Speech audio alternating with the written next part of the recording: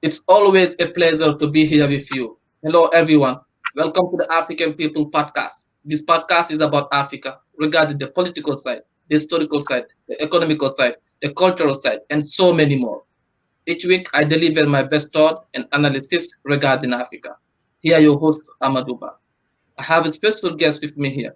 Join me to welcome Miss Lucy Akua Quianoo.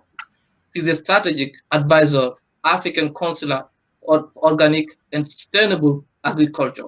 And also, she's an advisor, West African Chamber of Agrobusiness, and she's the Vice President at Business Advisory Services Provider Association of Ghana and member of Advisory Board at Ghana Chamber of Agrobusiness. Thank you so much for joining me this week on Africa View Deba.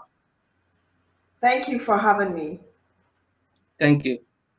What is your view regarding the agro business in Africa?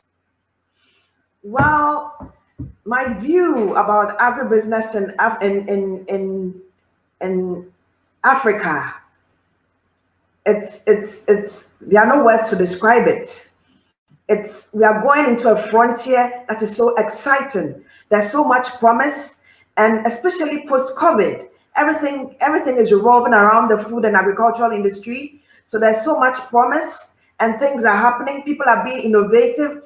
People who want to be entrepreneurs are going into agribusiness. So the future is bright.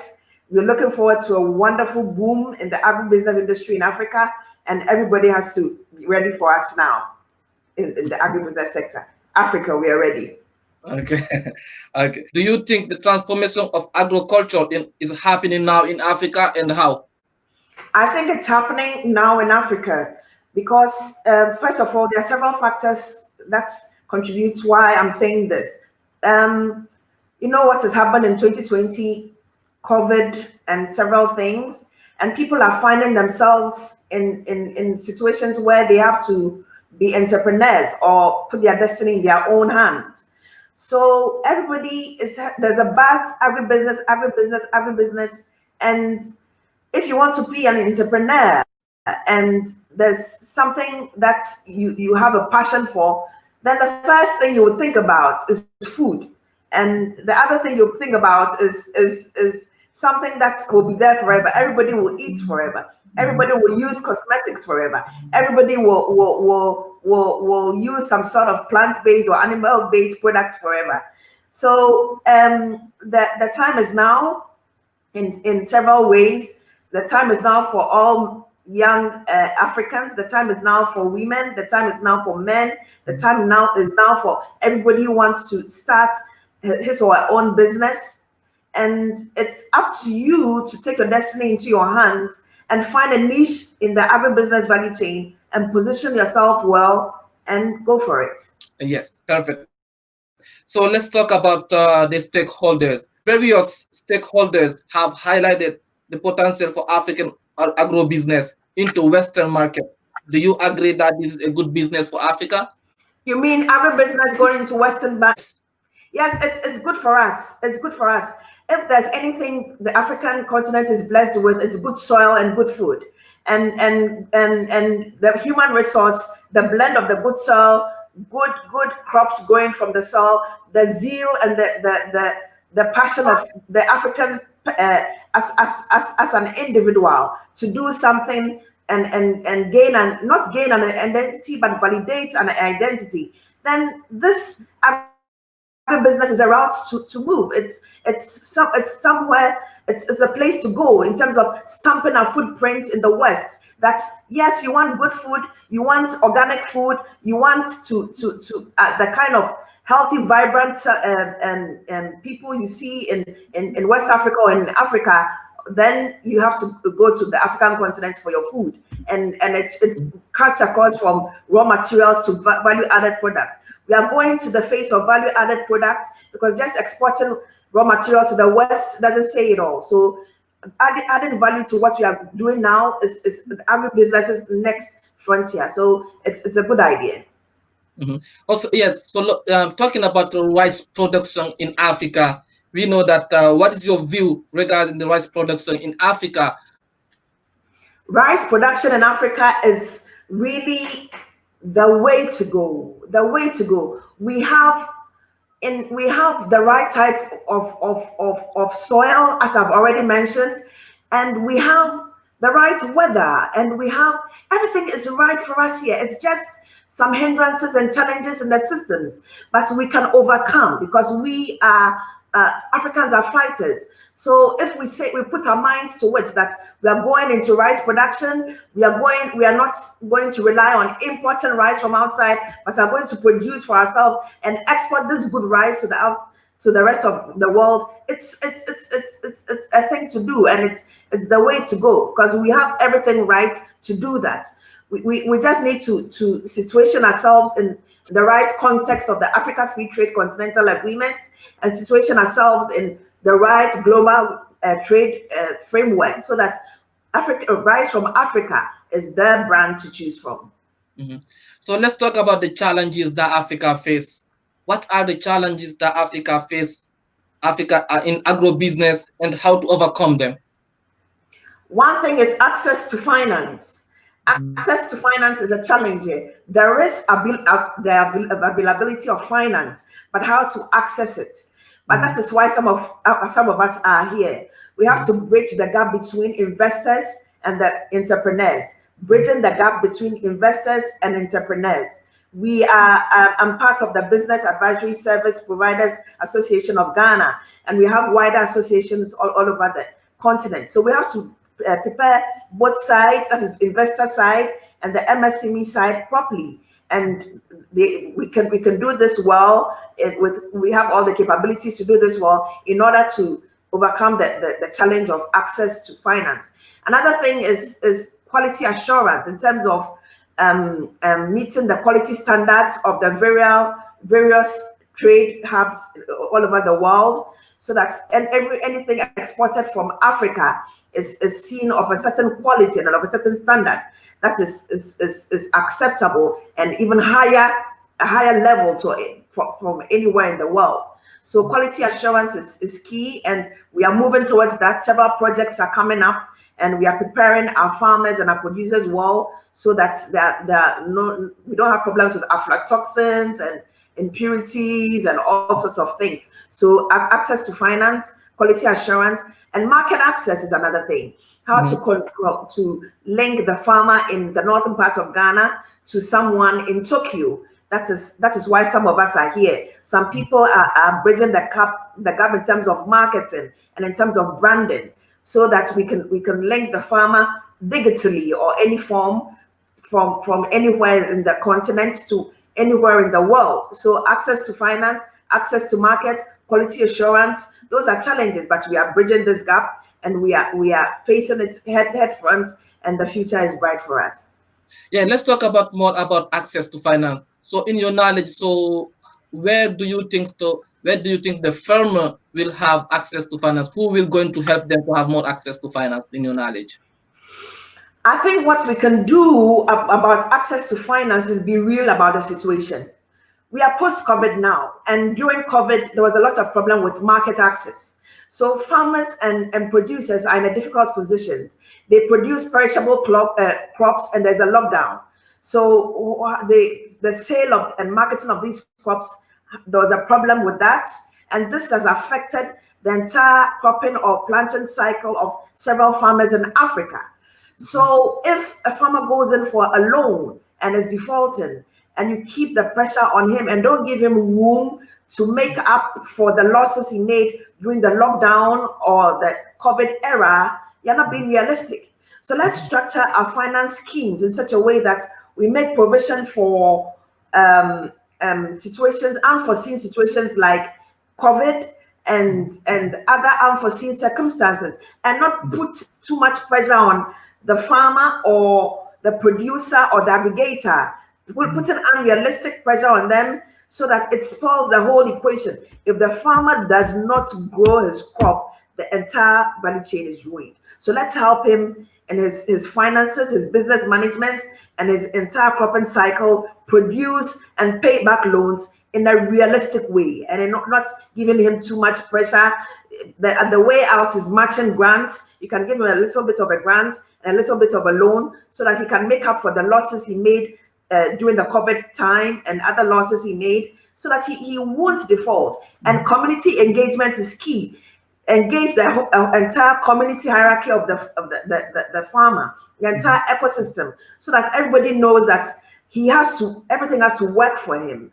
So the chief of the town is working to ensure that the farmer repays his loan. The opinion leaders, everybody is working together to make sure that the farmer repays his loan in a way that there is synergy, and the farmer is not singled out as a victim or as a target when he defaults the loan. Let's encourage farmers to repay loans in a realistic manner and not too much pressure, because if they do not plant, the entire cycle is in trouble. Can you give us a few programs that has been put in place to help those farmers in Africa, especially in Ghana? Yes. In Ghana, for example, we have the Planting for Food and Jobs. We have the Planting for Food and Jobs that has been initiated by the government of Ghana, and several other. So the programs in place come from several stakeholders. The government is trying to put in place the right ambience, and at the Planting for Food and Jobs, seeds and inputs are subsidized, so that the farmer is able to execute the entire cropping cycle better, in a better manner, and not to be too constrained, and not to build up too much debt. Apart from this, a lot of international donor organizations, I cannot single out a few and not mention all, are helping synergy. So they work with government, they work with financial NGOs, they work with financial institutions, they work with farmers, farmer associations, cooperatives, and they work with all stakeholders, so that the farmer is catered for through several schemes: warehouse receipts, backward integration schemes where the aggregator sponsors the farmer in the cropping cycle, and several means, so that the farmer is encouraged to plant and have the peace of mind to go through the entire planting cycle, knowing that at the end of the cycle, he will break even or even make profits rather than losses. So international donor organizations, government of Ghana, private sector, and several other investors, private investors, are all teaming up in various forms to make the planting cycle work, and the cropping cycle of the farmer work, because everything depends on the smallholder farmer, everything depends on the farmer. He's the start of the agribusiness value chain. Perfect. So let me go back to one of my questions, especially about financing again. So do you think the banks are focusing on agro-business opportunity like the African Bank Development? Yes, I think a lot is being done. But what I would advise is that situation the farmer his entire ecosystem is assessed properly. So the African Development Bank, several other international donor organizations are doing very well with brilliant initiatives. But the context, the farmer should be, the needs of the farmer should be assessed well and not prescribed for him or her, so that when the initiative is implemented, there aren't too many assumptions that would not ensure sustainability. So we should always be going back to the drawing board. This is what we prescribe. This is how we developed our project. But let's go. Will it actually work post-COVID? Because with project development, it starts for several months before it's implemented. So let's see how real these projects and things that are being churned out are relevant to the post-COVID era smallholder farmer, post-COVID era agribusiness value chain actor. So that is key. Yes, talking about COVID-19 again, because we know that COVID-19 has been impacting a lot of things in the world, especially in Africa, in the other hand. So can you explain to us the long-term impact of COVID-19 on Africa's agribusiness industry? Well, when you say the long-term impact of COVID-19 or post-COVID-19, people look negative, but it's actually positive. Several employed people need other avenues of entrepreneurship, in order to build sustainable incomes. So the future is even brighter for agribusiness. People are coming into the space. Bankers are coming into the space. Politicians are coming into the space. Broadcast journalists are coming into the space. Everybody sees agribusiness as not a second, but something that they could retire into. So it's something they could own as a business and retire into for the rest of their lives. So they think of it as somewhere that is more stable for them, even though they have monthly incomes. So the future is bright. It's if we are churning out entrepreneurs, the best space we should churn out entrepreneurs is in agribusiness.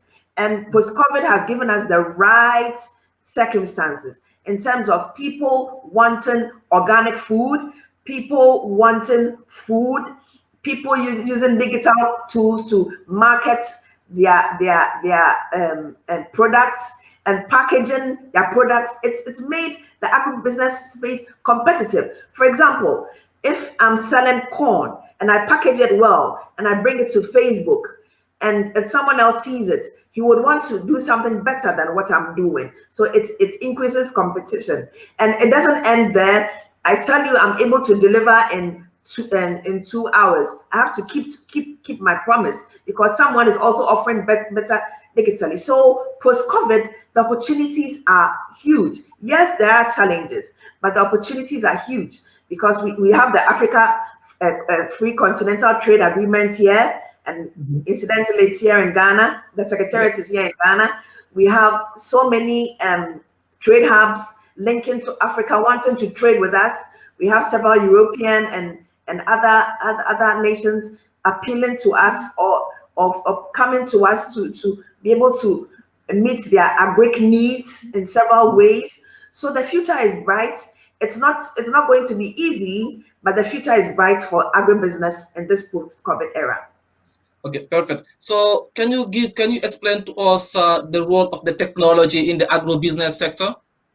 Yes, the role of technology in the agribusiness sector is very immense. It starts throughout the entire chain, from production right down to post-production. So for the farmer, agri-tech is the way to go. Digital extension services to make it more sustainable for areas not accessible to extension agents that are human beings. Now we have drones. We have all sorts of digital tools, Google Earth, to be able to enhance digital extension services. Yes, and we even have people, sort of absentee farmers, who can farm in Ghana and be in America and use all sorts of digital tools to be able to monitor their farms. We have the internet there to market our produce. We have a blockchain to help us link different activities from commodity trading right down to the production sector. So we have digital tools performing several roles with several actors along the agribusiness value chain. It will help the producer, it will help the aggregator, it will help the marketer, it will help the manufacturer, and it will help the everybody along the value chain. All you have to do is be innovative and harness your ability, and the future is bright, as I keep saying. So let's talk about investment, or like few things very exciting about agribusiness in Africa. Like me, someone who never been in this industry, I never done it before. If someone asks you, could you give me 5 exciting reasons why I should invest in agribusiness in Africa? First of all, agribusiness is going to be worth $1 trillion in 2030. Who doesn't want to be a billionaire? Who doesn't want a piece of the cake? Number two, you want to be an entrepreneur. You want to take your business into your own hands. What's the best way to go? Something that will always have market. And what else greater than food? Food always has market. So to be an entrepreneur and to be in the food and agri industry, you have an assured market. Even if it's not internationally, domestically, whatever you produce, if you market it well, you get someone to buy it. So wherever you place yourself within the value chain, you definitely have a market depending on your marketing skills. So you are part of this $1 trillion investment. You are an entrepreneur. Number three, if you want something would be able to impact lives best, why don't you go into something like organic farming?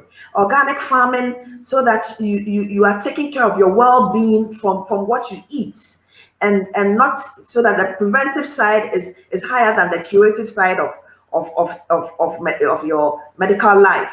You are in the organic industry. You are planting organic food. You are taking good care of yourself, and you have a business around it. So you are helping other people also take good care of themselves.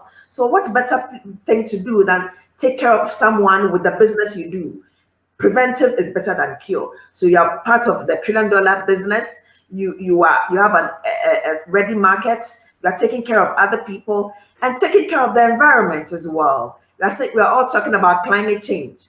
Yes. Why don't we be part of this climate change argument by in strategy by being sustainable farmers, in terms of having your garden somewhere in your house, teaching your children how to grow their own food, and taking better care of plants, and imbibing knowledge and care of the planet in the child. So it's something that is you put inherent in your child. So what is more better than to imbibe this sort of climate action in your child through farming systems or organic garden farming? So we have the $1 trillion market access, taking care of other people, climate change, and finally, you want to take your destiny into your own hands. Everybody wants to be a boss. So why don't you be an entrepreneur, and why don't you be an entrepreneur in a style that would leave a legacy? Everybody knows Dangote. Why don't you aspire to be Dangote? Yes, yes, that's the reason why. That's the reason why I asked you that question about Dangote. Is really a good personality. He's kind of like a role model to the African people, especially the young African generation. What do you think about that? Yes, and we all aspire. So many people are aspiring to be like Dangote. He started from somewhere, so we should have that in mind.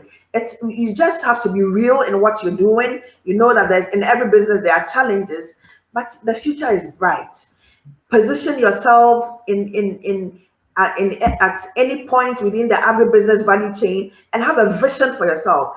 I want to be like Dangote by 20 so and so, and work towards it. Work towards it. Even if you don't hit the mark, you'll be somewhere better than you were before. So that alone is a vision that you can grasp, and it's within your reach through agribusiness. Perfect. So let's talk about the opportunities again. Do you think agrobusiness is a huge opportunity for unemployment and entrepreneurship in Africa? Exactly, exactly. We have unemployed graduates. We have people who have been hit by COVID and have lost their jobs. We have so many forms of people who are unemployed. Agribusiness is the place to go, and start from anywhere you best see your strengths. You are a good marketer. Why don't you start digital marketing of the produce for a farmer association? Network with farmer associations, and see if you can digitally promote their crops outside, domestically and internationally. It will enhance your abilities, and it will enhance your skills. So position yourself somewhere. You're a meticulous business taker. Why don't you join your hands business note taker? Why don't you be take an administrative role in any of the actors businesses in agribusiness, so that you find yourself in agribusiness being an administrator, so and you are able to build those skills towards a great frontier that everybody is entering into. So examine your skills, what you are best at, your strengths. Examine your strengths and position yourself in an industry around a stakeholder within the agribusiness value chain. And the future once more is bright. Could you explain to us how the agribusiness plays a role in African economic and how it contributes into the GDP? Now that is huge. We have we and most people in Africa, when we talk about the profession in Africa, everybody thinks about farmers. So if farming is one of the largest means of livelihood in Africa, why don't you hinge on that perception, not perception, that reality, and become an entrepreneur? Well, we can't talk too much about figures because of COVID here and there, but the future is bright. So start from somewhere. Start from somewhere. We have the Africa Free Trade Continental Agreement. We have the several continental hubs, the West ECOWAS, the East Africans, and everything. Why don't we join ourselves together in terms of seeing? I can get tea from Kenya. I can get cocoa from Cote d'Ivoire and in Ghana. Why don't we see how we can link up and trade in a better way? Yeah. Trade in a better way. Our transport systems, there's a lot of challenges in our transport systems, but we can overcome. And every challenge is an opportunity in disguise. Let us look at every challenge as an opportunity in disguise. We shouldn't dwell on the problems. And this is access to finance. No. Let's develop opportunities out of it. So, for example, we are talking about access to finance as a challenge. Take it upon yourself to make the available funds accessible to the people who need the funds as a profession.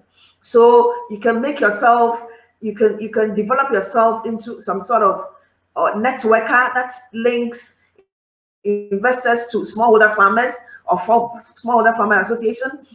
We're talking about access to market. We are digitally equipped. Look out there for credible businesses in the Emirates, in Europe, in America, who need raw materials like shea butter from the northern part of Ghana, and link these people out. Just networking alone is something else. So just have the right frame of mind and have the vision to do something for yourself, and the strength lies within your hands. Perfect. So, in your knowledge, I know you have been doing it for many years, and you have knowledge about agribusiness in Africa now. And in your knowledge, what Africa should do more to get better in the agribusiness industry? Well, there's so much we could do together in the agribusiness industry, if that's what you mean. What we can do together in the agribusiness industry. It's too huge for me to define. Imagine how should I put this? Imagine chocolate from Ghana being marketed in America in a restaurant, together with tea from Kenya, together with some sort of maize biscuit from some part of Eastern Africa. We can blend that. The point is we can blend our resources together and unite and project the African image as a continent, and not as individual countries, and not as together we can make an impact instead of acting as different sectors of the continent. Let us unite. Let us not unite rhetorically by saying Africa must unite and all these vibes and all that. We can unite through trade. We can unite through agribusiness. We can unite through promoting our different products on the same platform, on the same level. Not putting any other country down, saying we are better than this country or whatever. Just united as a black nation and projecting our resources through agribusiness to the rest of the world, so that we are a formidable entity as one continent and not as individual parts or individual countries. Africa Free Trade Continental Agreement is here. Let us trade within ourselves and trade with the outside world as a block, and not as individual subs. That will make us weaker. So we can present ourselves as a block, a formidable block, projecting the different areas, the different parts of the body. So Kenya comes with the tea, Ghana comes with the coffee, with the yes, coffee and chocolate. North Africa comes with beautiful baskets. South Africa comes with their music, and we blend together and project agribusiness in a way that we have a brand that is lasting in the minds of every continent that is in the world. Really interesting, madam. So let's talk about the African young generation, the young people like like me. So, what would you like to tell the young African generation about the agro business industry? Especially we know I'd like to that, tell you especially we know that a lot of young people out there, they do not interested about agro business. They think for anyone who's doing agro business or agriculture is the poor or something like that. They think something negative about it. So what would you like to tell them? well, one question I would like to ask is that do you want to be your own boss? Number one. Do you want to be in a business that is always assured of a market? Number two. Do you want to be a part of this $1 trillion market in 2030? Number four, do you want to save the planet in such a sustainable way in your own way, within your own ability through a business? The way to go is agribusiness. The way to go is agribusiness.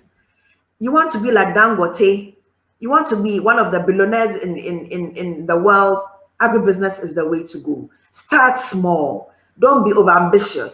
Start small. Start from somewhere. Be diligent. Work hard. Have goals. Set goals. Be passionate about what you do. Be passionate about your African identity and channel it through the food and the agricultural resources we have as a continent. Be there for your future generation. Be there for your mom and your pap, your daddy. Be there for the continent. Be there for Kwame Nkrumah. Be there for Jomo Kenyatta through the agribusiness. Project agribusiness with an identity that makes a global mark. So be an entrepreneur, be an agribusiness entrepreneur, and set a realistic goal for yourself. Brand yourself. Use the African brand identity positively through agribusiness, and you are there. Anything else would you like to add? Well, what I'll say is that the future is more than bright. The future is more than bright, and your destiny is in your own hands. Whatever you want to be tomorrow, don't just dream about it. See yourself there now. Make the effort, strive, and set goals, realistic goals for yourself. And definitely you'll be Dangote one day. Thank you so much for joining me this week on Africa View Deba. Pardon? Thank you so much for joining me this week on Africa View Deba. Thank you very much. Thank you very much. Okay, thank you. Thank you so much for joining me this week on Africa View Deba. Make sure to subscribe on Apple Podcasts, Google Podcasts, Spotify, YouTube, so you will never miss a show again. Thank you. See you.